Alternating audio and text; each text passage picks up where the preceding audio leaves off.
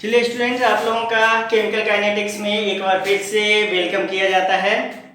आज के क्लास में हम लोग आज केमिकल काइनेटिक्स में लेक्चर नंबर 8 में हैं और पिछले क्लास में हम लोगों ने फर्स्ट ऑर्डर रिएक्शंस के बारे में, डिफरेंशियल रेट इक्वेशन और इंटीग्रल रेट इक्वेशन के बारे में जाना है।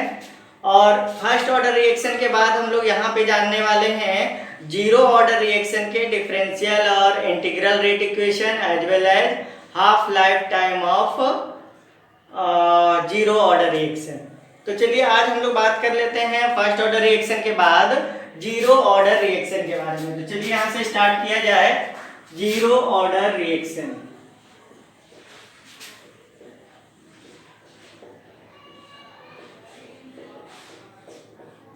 सबसे पहले डिफाइन कर ले हम लोग जीरो ऑर्डर रिएक्शन को कि जीरो ऑर्डर रिएक्शन होता क्या है। तो हम लोग लिखेंगे the order of reaction, the order या ऑर्डर के अलावा आप रेट ऑफ रिएक्शन लिख लीजिए, ज्यादा बढ़िया रहेगा। हम लोग क्या लिखेंगे, the rate of reaction, rate of reaction does not depend upon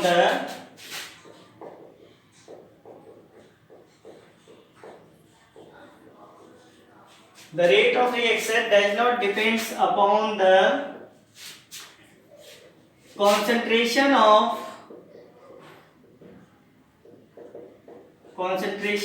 reactants are called zero order reaction।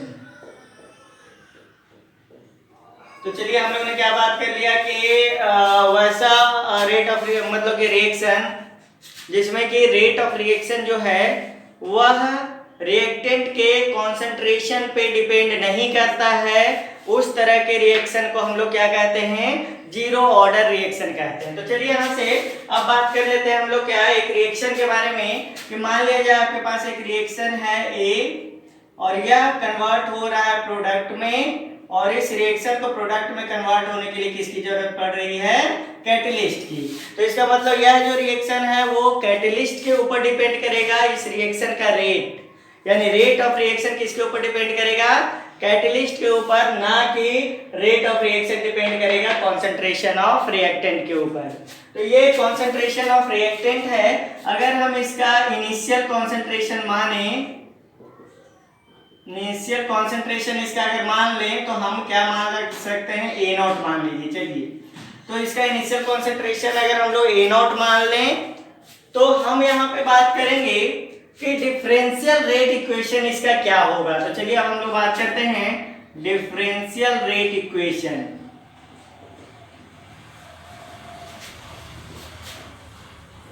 Differential rate equation of zero order reaction. Zero order reaction का हम लोग क्या बात करेंगे, डिफरेंशियल रेट इक्वेशन की बात करेंगे। तो डिफरेंशियल रेट इक्वेशन के लिए आपको क्या करना होगा, यहाँ पे रेट लिखना होगा, रेट लॉ। और रेट लॉ बराबर क्या लिखेंगे, minus D A by D T is equal to K into concentration of A to the power zero. क्योंकि ये जीरो ऑर्डर रिएक्शन है तो इसका स्टोइचियोमेट्रिक कोएफिशिएंट कितना लेके चलेंगे, जीरो लेकर चलेंगे। और क्या लिख सकते हैं यहाँ पे, minus D A by D T is equal to K into one, और minus D A by D T is equal to K लिख दीजिए, और माइनस डी ए बराबर के इंटू डी टी। यही कहलाएगा आपका क्या, डिफरेंशियल रेट इक्वेशन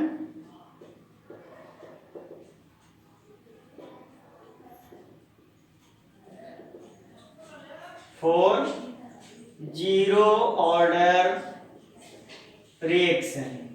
ये जीरो ऑर्डर रिएक्शन के लिए क्या कहलाया जाएगा, डिफरेंशियल रेट इक्वेशन कहलाया जाएगा। तो इस तरह से स्टूडेंट्स हम लोग जीरो ऑर्डर रिएक्शन का क्या पता कर लिए, डिफरेंशियल रेट इक्वेशन पता कर लिए। अब इस डिफरेंशियल रेट इक्वेशन को अगर हम इंटीग्रेट करें तो इंटीग्रेट करने पर हमें integrated rate equation of zero order reaction मिलेगा। तो चलिए उसके बारे में बात करते हैं।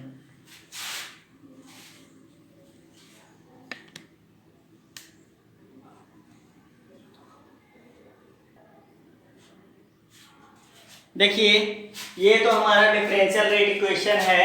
अब हम लोग क्या करेंगे कि दोनों साइड्स के तरफ हम लोग इंटीग्रेशन करेंगे और इंटीग्रेट करके हम लोग क्या करेंगे कि इसका इंटीग्रल रेट इक्वेशन फाइंड करेंगे। तो चलिए अब लिखेंगे integration on both side.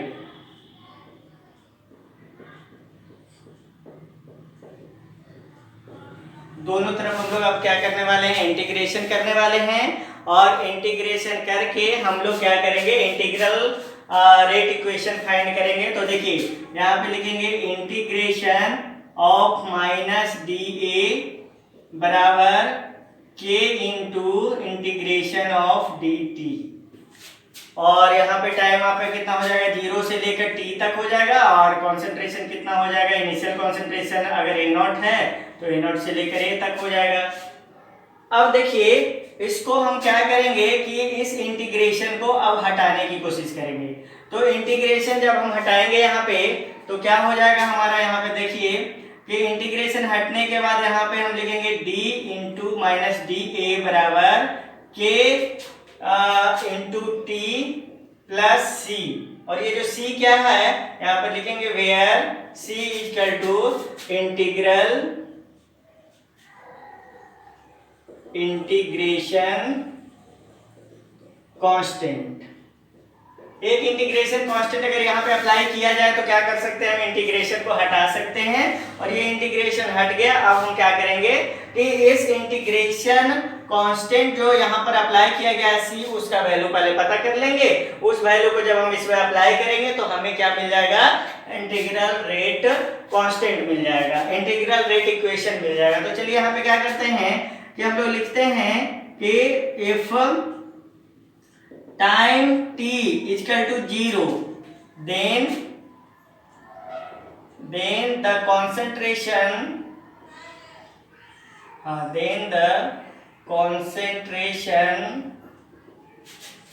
of reactant A बराबर ए नॉट। देखिए हम लोगों ने क्या किया है कि इनिशियल कॉन्सेंट्रेशन ए नॉट माना है, तो हम यहाँ पे क्या लिख सकते हैं कि t equal to 0 then the concentration of reactant A equal to A naught. और अब इसको हम लोग क्या करते हैं, यहाँ पर एक बात और ध्यान रखिएगा कि इसको हम लोग ना इक्वेशन 1 मान लेते हैं।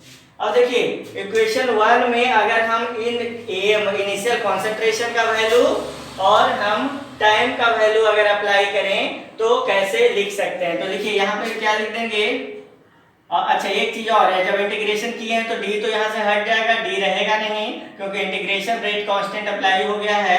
तो अब क्या करेंगे, हम लोग लिखेंगे minus a equal to K into T और प्लस सी, ये वाला इक्वेशन यहाँ पे लेके आए हैं। अब क्या कीजिए, यहाँ पर देखिए हम क्या करेंगे कि a की जगह पे हम a नॉट को अप्लाई करेंगे। कैसे, तो a नॉट इनिशियल कॉन्सेंट्रेशन है, और जब a नॉट इनिशियल कॉन्सेंट्रेशन होगा तो टाइम का वैल्यू कितना हो जाएगा, 0 और प्लस c, और c बराबर हमको क्या मिल गया, माइनस a नॉट मिल गया। अब देखिए ये जो c का वैल्यू मिलेगा, इस c के वैल्यू को हम इक्वेशन 1 में पुट करेंगे। अब यहाँ पे लिखेंगे putting the value of c, putting the value of c in equation 1।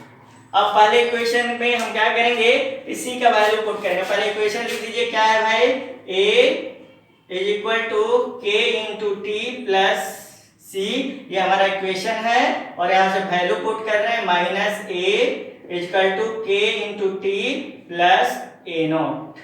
अच्छा ए नॉट माइनस में आया तो माइनस ए नॉट। अब क्या कीजिए, ए नॉट को इधर लेके जाइए, तो जब ये माइनस है तो इधर आके क्या हो जाएगा, प्लस। तो यहाँ पे हम लिख देंगे ए नॉट माइनस ए बराबर के इंटू टी, और के बराबर हमें मिल गया ए नॉट माइनस ए बटा टी, और यही आपको क्या मिल गया, integral rate equation for zero order reaction. यहाँ पे इसको लिखेंगे integral rate equation for zero order reaction.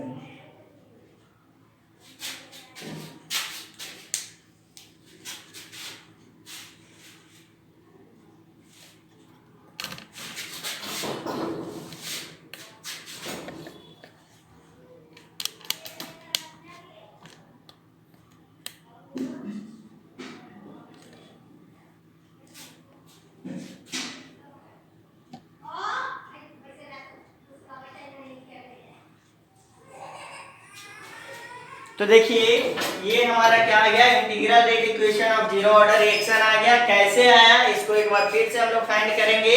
आप लोग एक बार फिर से इसको समझिए कि किस प्रकार से इंटीग्रल रेट इक्वेशन हम फाइंड किए हैं। देखिए फिर से हम आपको समझाएंगे कैसे हुआ। देखिए कि यहाँ पर differential rate equation minus D ए बराबर के इंटू डी टी था और ए क्या है आपका कॉन्सेंट्रेशन। अब देखिए दोनों तरफ अगर हम इंटीग्रेशन करें तो यहाँ पर क्या हो जाएगा, माइनस, ऐसे ध्यान रखिएगा माइनस के साइन का तो इंटीग्रेशन होता नहीं है, तो माइनस के साइन को बाहर ले लीजिए। डीए का इंटीग्रेशन ए नॉट से लेकर ए तक करेंगे और dt का इंटीग्रेशन 0 से लेकर t तक करेंगे। अब देखिए यहाँ पर हम क्या कर रहे हैं कि इंटीग्रेशन का जो ये साइन है उसको हटाने के लिए हम लोग यहाँ पे एक इंटीग्रेशन कांस्टेंट अप्लाई कर रहे हैं c को। तो क्या लिख देंगे, minus a is equal to K into plus C. अब इंटीग्रेशन कांस्टेंट c का वैल्यू पता करने के लिए हम लोग क्या करेंगे, तो ये इक्वेशन 1 मान लिया जाए। इस इक्वेशन 1 में हम इनिशियल कॉन्सेंट्रेशन की बात करेंगे। तो देखिए टाइम अगर t इक्वल टू 0 है, यहाँ पर देखिएगा हम क्या लिखेंगे, टाइम t इक्वल टू जब 0 है तो इनिशियल कॉन्सेंट्रेशन a नॉट है। तो हम यहाँ पे क्या कर रहे हैं, इस इक्वेशन को लेके आ रहे हैं माइनस ए इक्वल टू के टी प्लस सी, और अगर हम टाइम को 0 मान लें तो कॉन्सेंट्रेशन इनिशियल क्या हो जाएगा, ए नॉट हो जाएगा, और के इंटू 0 इक्वल टू 0 हो जाएगा। तो सी इक्वल टू हम लोग क्या लिख सकते हैं, माइनस ए नॉट लिख सकते हैं। अब देखिए इस सी के वैल्यू को इक्वेशन 1 में पुट करना है। अब देखिए सी के वैल्यू को जब हम इक्वेशन 1 में पुट करेंगे तो क्या लिखते हैं, इक्वेशन 1 हमारा क्या है, minus A equal to K into T plus सी, और यहाँ पे देखिए minus A equal to K into T plus सी के जगह पे माइनस ए नॉट रखेंगे। अब माइनस ए नॉट को अगर हम इधर लेके जाएंगे तो ये माइनस प्लस में आ जाएगा, तो A not minus A equal to K into T, और के बराबर अगर लिखेंगे तो टी इधर आके नीचे आ जाएगा, तो के बराबर A not minus A equal to T. और यहाँ पे आप क्या लिख सकते हैं, where A not equal to initial concentration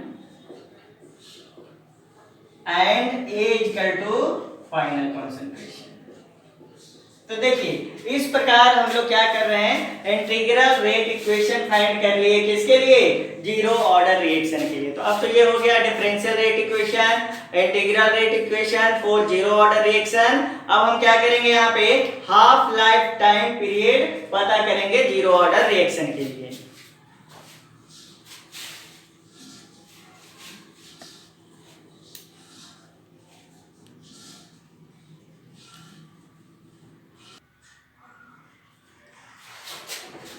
अब देखिए हम लोग क्या करेंगे, जीरो ऑर्डर रिएक्शन के लिए हाफ लाइफ टाइम पीरियड पता करेंगे। हाफ लाइफ टाइम पीरियड हमने फर्स्ट ऑर्डर रिएक्शन में भी आपको बताया था, या सब जगह पे हाफ लाइफ टाइम पीरियड एक जैसा ही होता है कि किसी भी रिएक्शन के कॉन्सेंट्रेशन, रिएक्टेंट के कॉन्सेंट्रेशन को प्रोडक्ट में बदलने के लिए कुछ समय की आवश्यकता होती है। तो किसी भी रिएक्शन में रिएक्टेंट के आधे कॉन्सेंट्रेशन को प्रोडक्ट में बदलने में जितना समय लगता है उसी को हम लोग क्या कहते हैं, रिएक्शन का हाफ लाइफ टाइम कहते हैं। तो हम लोग यहाँ पे लिखेंगे the concentration of reactant,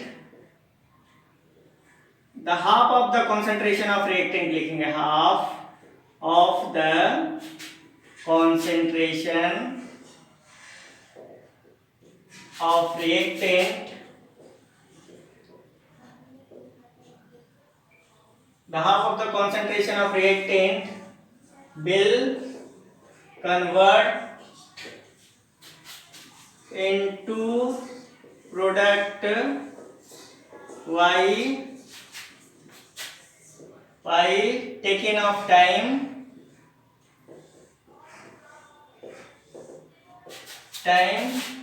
this is called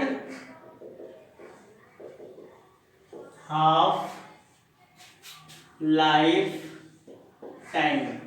अब देखिए ये इसको हम लोग क्या बोल दिया, हाफ लाइफ टाइम बोल दिया। अब ध्यान दीजिए यहाँ पर बात है कि मान लिया जाए कि एक रिएक्शन है ए है जो कि किसमें बदल रहा है, प्रोडक्ट में, और इसका T इक्वल टू जब 0 है तो कॉन्सेंट्रेशन ए है, यानी कि इनिशियल कॉन्सेंट्रेशन कितना है भाई, तो बराबर स्मॉल ए है। और टी हाफ पर मतलब समय जब आधा बीत गया है, T equal to T half मान लीजिए, T equal to T half पर इसका कॉन्सेंट्रेशन A/2 हो गया, यानी कि इसका आधा क्या बन गया होगा, A/2 प्रोडक्ट बन गया होगा। तो A माइनस A/2 बराबर कितना हो जाएगा, A/2 बचेगा। या फिर आप चाहें तो इसको ऐसे भी लिख सकते हैं, A माइनस A/2 लिख सकते हैं। तो कितना बचेगा, ये A/2 बचेगा। अब देखिए हम इंटीग्रल रेट लॉ लिख रहे हैं, integral rate law for zero order reaction. Zero order reaction के लिए इंटीग्रल रेट लॉ लिखेंगे, कैसे लिखेंगे, तो यहां पर k इक्वल टू क्या लिखे थे हम लोग, k equal to A0 minus A divide by क्या लिखे थे, t लिखे थे। ये हमारा क्या था, इंटीग्रल रेट इक्वेशन था। और यहाँ पे t की जगह पे आप क्या लिख सकते हैं, t हाफ लिख सकते हैं, क्योंकि हाफ लाइफ टाइम के लिए यूज कर रहे हैं। तो यहाँ पर t हाफ इक्वल टू क्या हो जाएगा, A0 minus A by k इधर आ गया।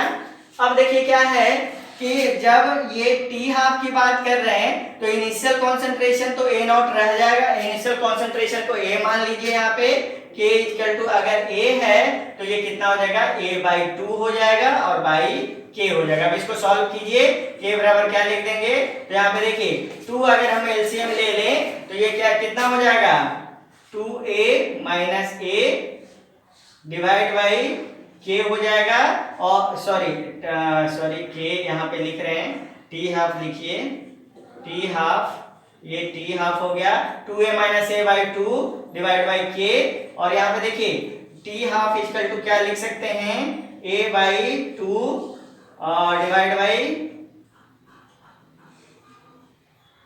डिवाइड बाई K हो गया। और टी हाफ इक्वल टू कितना हो जाएगा, A/2K। यहाँ इस तरह से हम लोग क्या कर सकते हैं, जीरो ऑर्डर रिएक्शन का हाफ लाइफ पीरियड पता कर सकते हैं कि अगर हमें क्या रहेगा, रेट कांस्टेंट का वैल्यू K का पता रहेगा तो टी हाफ के माध्यम से A/2K करेंगे तो हमें क्या मिल जाएगा, जीरो ऑर्डर रिएक्शन का हाफ लाइफ टाइम मिल जाएगा।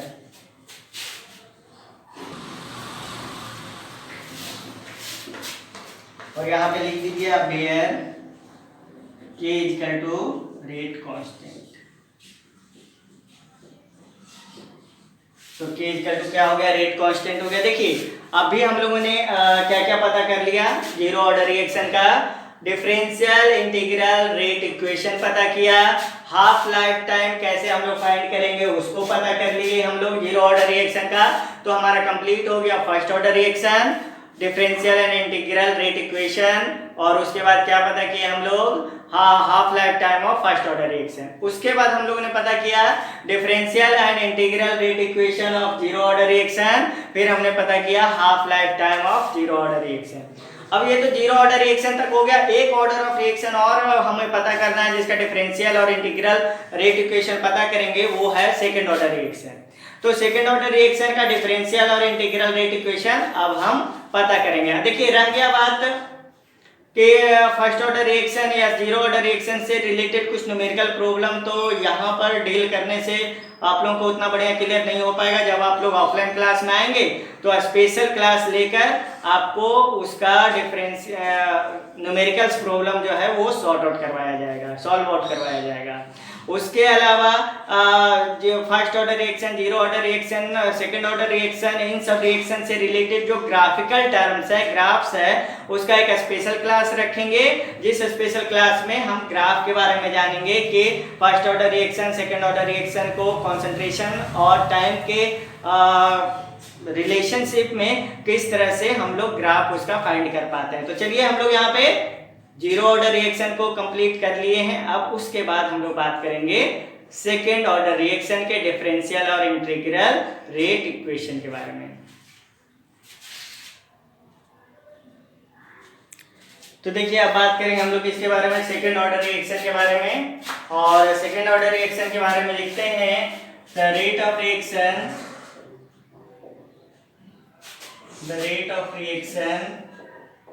which depends on the rate of reaction which depends on concentration of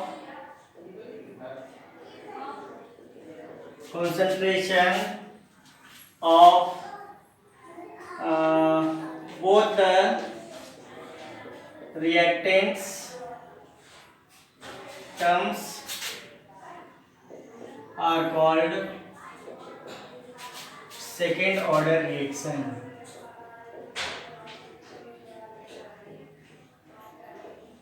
तो उसे हम क्या कहेंगे, सेकेंड ऑर्डर रिएक्शन कहेंगे। देखिए सेकेंड ऑर्डर रिएक्शन को कैसे आप फाइंड करेंगे। सपोज कीजिए ये आपके पास 2A है और ये प्रोडक्ट बना रहा है, तो इसको आप कैसे लिख सकते हैं, लिख सकते हैं minus DA/dt,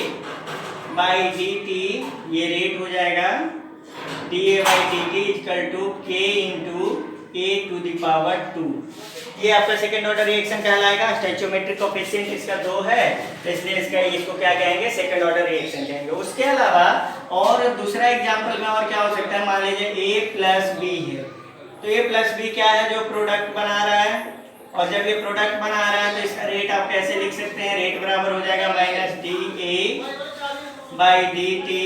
is equal to K into A⁴ और B⁴ और 1 पावर दोनों का आप ऐड कीजिएगा तो ये क्या हो जाएगा, सेकेंड ऑर्डर रिएक्शन हो जाएगा। ये हो जाएगा सेकेंड ऑर्डर रिएक्शन। तो ये क्या हो गया, आपका सेकेंड ऑर्डर रिएक्शन हो गया। तो इस तरह से आप चाहें तो सेकेंड ऑर्डर रिएक्शन को पता कर सकते हैं। तो ये तो हो गया सेकेंड ऑर्डर रिएक्शन कैसे हम लोग पता करेंगे उसके रेट के बारे में। अब हम लोग बात करेंगे क्या, differential rate equation of second order reaction. Second order reaction का डिफरेंशियल रेट इक्वेशन हम लोग कैसे फाइंड करेंगे, उसके बाद हम लोग बात करेंगे integral rate equation of second order reaction.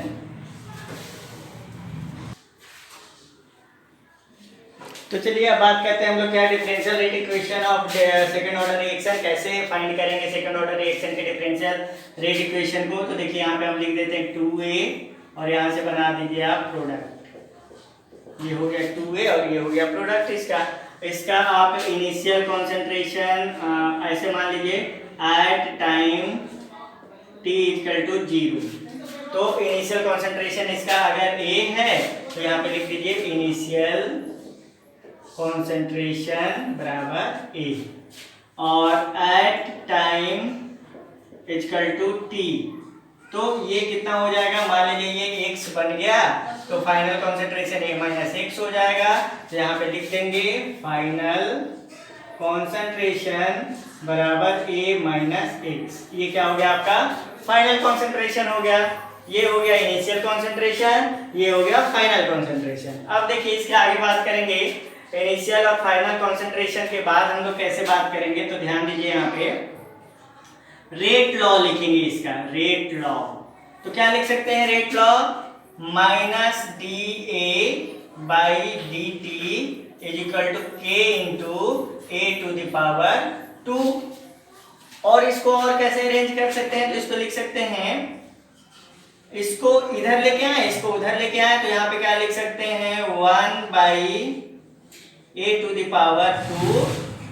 और इंटू माइनस DA/dt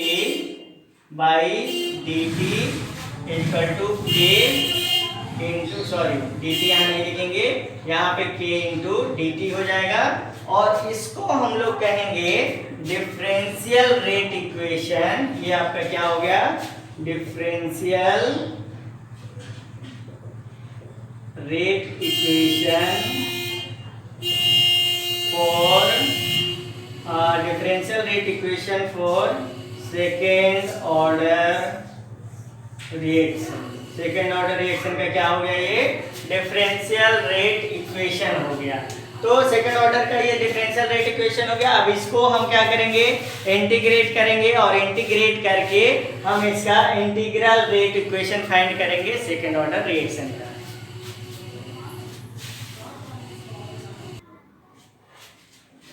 तो देखिए अब बात करेंगे integral rate equation for second order reaction और उसके लिए फिर से उसी तरह के कंडीशंस को अप्लाई करेंगे। 2A से बन जाएगा हमारा क्या, यहाँ पे 2A से बन जाएगा प्रोडक्ट और ये t इक्वल टू 0 है तो इनिशियल कॉन्सेंट्रेशन A है, और t equal to 0, t equal to यहाँ पे टाइम इक्वल टू t लिख दीजिए, यहाँ पे टाइम इक्वल टू 0 और ये टाइम इक्वल टू t बराबर ये x कुछ बन जाएगा तो a minus x final concentration हो जाएगा। तो यहाँ पर भी लिख देते हैं इनिशियल कॉन्सेंट्रेशन बराबर a और फाइनल कॉन्सेंट्रेशन बराबर a माइनस x। अब डिफरेंशियल रेट लॉ क्या मिला था हम लोगों को, 1 by a to the power 2 into minus यहाँ पे था D A is equal to K into D T, और में आप चाहें तो इसको लिख सकते हैं minus A to the power minus 2 into D A equal to K into D T. ये कुछ इस तरह से अरेंज इसलिए किए हैं ताकि हमको इसका इंटीग्रेशन करने में थोड़ा आसानी हो। अब हम क्या करेंगे, इंटीग्रेशन ऑन बोथ साइड करेंगे। देखिए यहाँ से इंटीग्रेशन ऑन बोथ साइड, चलिए दोनों तरफ इंटीग्रेशन कर दीजिए तो क्या हो जाएगा, integration of a to the power minus 2 into D A is equal to integration of K बाहर आ जाएगा, यहाँ पे इंटीग्रेशन ऑफ डी टी कहाँ से लेकर 0 से लेकर t टाइम तक, और ये इनिशियल कॉन्सेंट्रेशन a से लेके a माइनस x तक।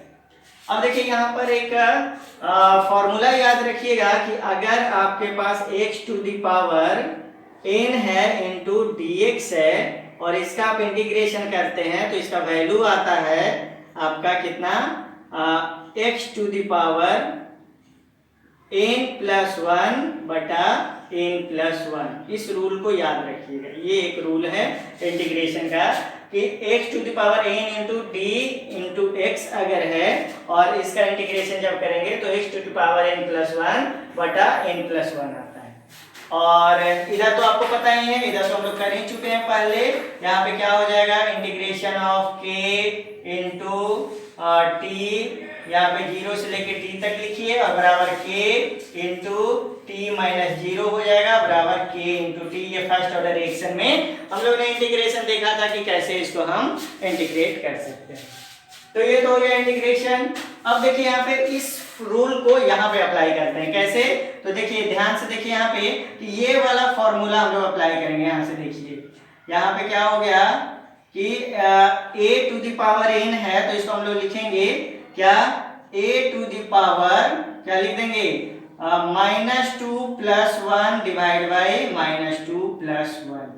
कहां से कहां तक, a से लेकर a माइनस x तक। देखिए ये वैल्यू लगा है, n का वैल्यू अगर माइनस 2 है तो माइनस 2 प्लस 1 माइनस 2 प्लस 1, और यहाँ पे माइनस है तो माइनस को बाहर कर दीजिए और बाहर करके माइनस 1 से मल्टीप्लाई कर दीजिए, बात बराबर होगा तो यहाँ पे माइनस 1 हो गया। अब देखिए इसको आगे कैसे सॉल्व करें, minus 1 into a to the power minus 1 बच गया और बटा माइनस 1, और कहां से कहां तक, a से लेकर a माइनस x तक। अब देखिए यहां से आप क्या कर सकते हैं कि इस माइनस 1 को इस माइनस 1 से कैंसिल आउट कर सकते हैं। तो जैसे ही कैंसिल आउट कीजिएगा तो क्या हो जाएगा, देखिए यहां पर हम आ जाते हैं। अब क्या बच गया हमारे पास, a टू द पावर कितना बच गया, 1 मिनट, यहाँ पे ऐसे कीजिए, a है a टू द पावर आपका माइनस 1 बच गया है, और ये लिमिट कहां से कहां तक, a से a माइनस x तक। और आप चाहें तो इसको ऐसे भी लिख सकते हैं,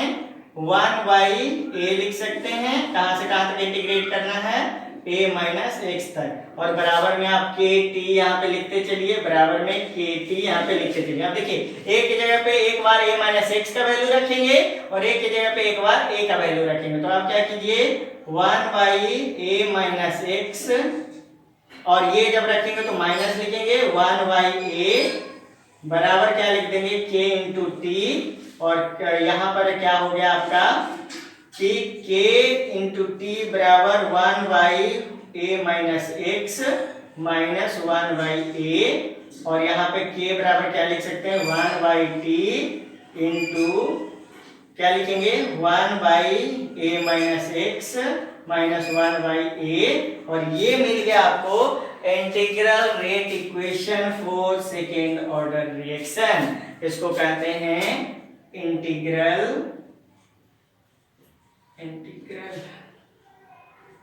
rate equation for second order reaction.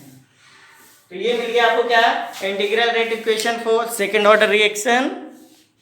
थोड़ा सा हमको इसको नीचे जाना होगा ऐसे, ताकि आपको दिख सके। तो देखिए हम लोगों ने यहाँ पे फाइंड कर लिया क्या, एक बार फिर से इसको हम समझाते हैं, तब फिर आगे बढ़ेंगे। देखिए इसको फिर से एक बार समझिए, करना क्या है। यहाँ तक तो हम पहुंच चुके थे डिफरेंशियल रेट इक्वेशन तक, जिसमें कि अगर टाइम का वैल्यू 0 रहेगा तो इनिशियल कंसंट्रेशन A रहेगा, टाइम का वैल्यू अगर T हो जाएगा, मतलब कुछ टाइम अगर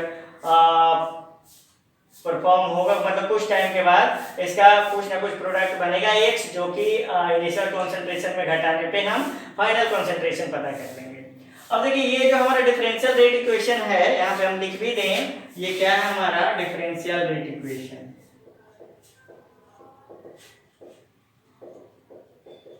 ये हमारा डिफरेंशियल रेट इक्वेशन है। अब देखिए क्या है कि आप चाहें तो a के पावर 2 है, इसको ऊपर लेके आप क्या कर सकते हैं, a के पावर -2 पे लेके जा सकते हैं। तो माइनस a के power -2 into d into a बराबर k इंटू dt। और इसको ऐसा कि हम लोगों ने इसलिए किया कि हम इसको आसानी से इंटीग्रेशन के फॉर्मूला से इसको क्या कर सके, इंटीग्रेट कर सके। अब देखिए ध्यान दीजिए, अगर हम दोनों तरफ इसका इंटीग्रेशन करें, हम लोग क्या बोलेंगे यहाँ पे, इंटीग्रेशन ऑन बोथ साइड। तो दोनों तरफ अगर हम इसका इंटीग्रेशन करेंगे तो यहाँ पर क्या हो गया कि इधर a के पावर, देखिए माइनस तो हम अप्लाई करेंगे ही, माइनस a के पावर -2 इंटू डी को इंटीग्रेट कहाँ से कहाँ करेंगे, इनिशियल कॉन्सेंट्रेशन से लेकर फाइनल कॉन्सेंट्रेशन तक, और इंटू k इंटू dt को भी इंटीग्रेट करेंगे कहाँ से कहाँ तक, इनिशियल टाइम से लेकर फाइनल टाइम तक। अब देखिए इधर पहले इंटीग्रेट कर लेते हैं, तो आप देखिएगा यहाँ पे पहले फर्स्ट ऑर्डर रिएक्शन में भी आपको इसका इंटीग्रेशन बताया गया है। क्या ध्यान से देखिए, k इंटू dt को t लिख देंगे, और इसका कॉन्सेंट्रेशन मतलब कि 0 टाइम से लेके t टाइम तक इंटीग्रेट करना है। तो एक बार t का वैल्यू ये t रखिए और एक बार t का वैल्यू 0 रखिए, तो k इंटू टी माइनस 0 बराबर kt आपका आ गया। अब इधर इंटीग्रेशन पे आते हैं। देखिए यहाँ पे आप एक रूल को ध्यान रखिएगा, x to the power n into dx का अगर हम लोग इंटीग्रेशन करते हैं तो इस इंटीग्रेशन का वैल्यू आता है x to the power n+1 by n+1। तो यहाँ पे क्या है, देखिए -a to the power -2 into D को अगर हम लोग इंटीग्रेट करें तो क्या लिख सकते हैं, a to the power n का वैल्यू -2 है, तो -2+1 बटा -2+1। अब इस माइनस को बाहर कीजिए तो माइनस लिख सकते हैं, या -1 से मल्टीप्लाई कीजिए, बात बराबर है। और एक माइनस है तो -1, देखिए 2 - 1 करेंगे तो -1 बचेगा, यहाँ पे 2 - 2+1 करेंगे तो -1 बचेगा, तो -1 से -1 कैंसिल आउट हो गया। अब देखिए यहाँ पर लेके आते हैं, तो अब क्या बच गया, a टू द पावर -1, और कहां से कहां तक इंटीग्रेट करना है, a से लेकर a-x तक। तो a टू द पावर -1 को 1/a भी लिख सकते हैं। तो एक बार क्या कीजिए, k की जगह पर a-x रखिए और उसमें से घटाइए a की जगह पर हम लोग a रखें, तो a 1/a-x माइनस 1/a बराबर k इंटू टी, और k की बराबर क्या लिख सकते हैं, 1/a-x माइनस 1/a, और k बराबर t अगर उधर जाएगा तो नीचे चला जाएगा, तो क्या लिख देंगे 1/t into 1/a-x minus 1/a। ये हमारा क्या हो गया, इंटीग्रल रेट इक्वेशन हो गया। तो देखिए हम लोगों ने first order reaction, zero order reaction, second order reaction का डिफरेंशियल और इंटीग्रल रेट इक्वेशन फाइंड कर लिया है। अब हमारे पास एक रिएक्शन और बच जाता है जिसको हम लोग सूडो ऑर्डर रिएक्शन कहते हैं। तो नेक्स्ट क्लास में हम लोग सूडो ऑर्डर रिएक्शन के बारे में बात करेंगे और इसके आगे के कॉन्सेप्ट्स के बारे में बात करेंगे। तो चलिए आप लोग इसको ध्यान से अच्छी तरह पढ़िए, समझिए और समझने का कोशिश कीजिए। और देखिए अगर आपको यहाँ पे समझ में नहीं कहीं पे आए तो आप बोलिएगा, हम दोबारा इसको समझाएंगे। ऐसे हम उम्मीद करते हैं कि आप लोगों को बेहतर ढंग से समझ में आ गया होगा। तो इसको अच्छे से पढ़िए, समझिए। आज के लिए इतना ही। नेक्स्ट लेक्चर में इसके आगे हम लोग बात करेंगे। That's all from today. Okay, bye.